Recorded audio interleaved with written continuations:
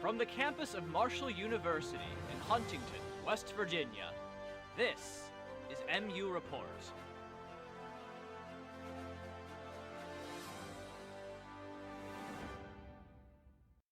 Hello, and thanks for joining us for another edition of MU Report Spring 2023. I'm Grace Hewitt. MU Report is a student-produced newscast of the W. Page Pitt School of Journalism and Mass Communications at Marshall University. You can catch this broadcast anytime on Facebook and on YouTube. And first up, headlines. Marshall student government elections are underway now. The team running for president and vice president are unopposed, but other positions are competitive, and you can vote on HerdLink. In other Marshall headlines, a bridge closing that would have forced commuters to change routes is postponed.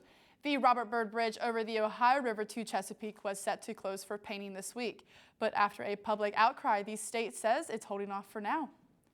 In other news, Marshall students should be on alert for online scamming that seems to be an ever-present threat. As Victoria Ware reports, the more technology we use, the more vulnerable we could be to hacks, fraud, and identity theft. An issue that is steadily increasing among college students is targeted online scamming. Information technology workers say that the attempt to fraudulently gain personal information, otherwise known as phishing, can occur via phone call, text, email, or social media. Online phishing is when what we call a bad actor tries to gain information from you about maybe your personal data, but they try to trick you in doing it. With the constant influx of information that students receive on a daily basis, IT service members say that students can fall victim to scams targeted at their particular needs. These can include fraudulent scholarships, credit cards, and job and housing opportunities. In some cases, the email message will come from somebody that looks like you know them.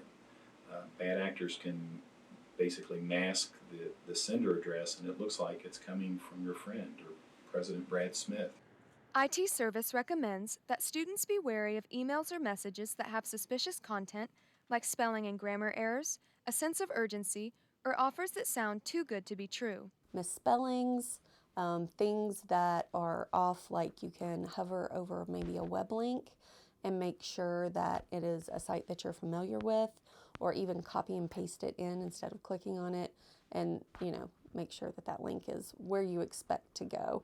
IT service members recommend that if students suspect an email they received as a scam, to report it through Outlook or forward the email to phishing@marshall.edu. Victoria Ware, MU Report. Marshall IT Services says the easiest way to reduce your chances of getting scammed is to enable two-factor authentication.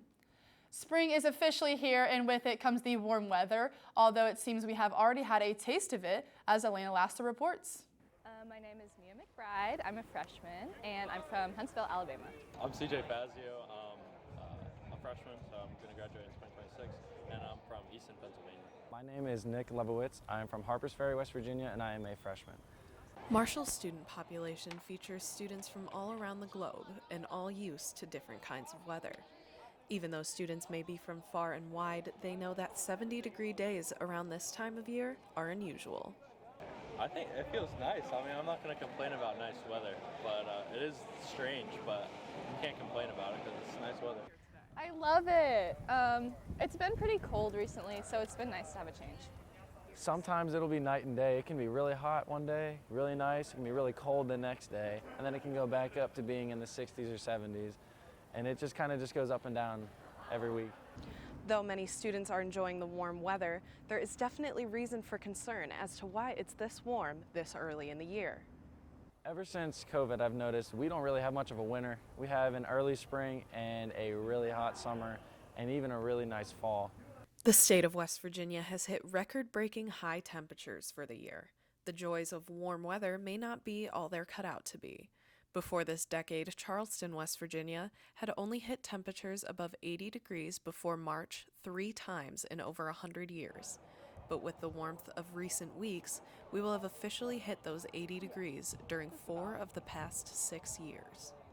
I didn't know that West Virginia was reaching all-time highs, and that is maybe a little concerning.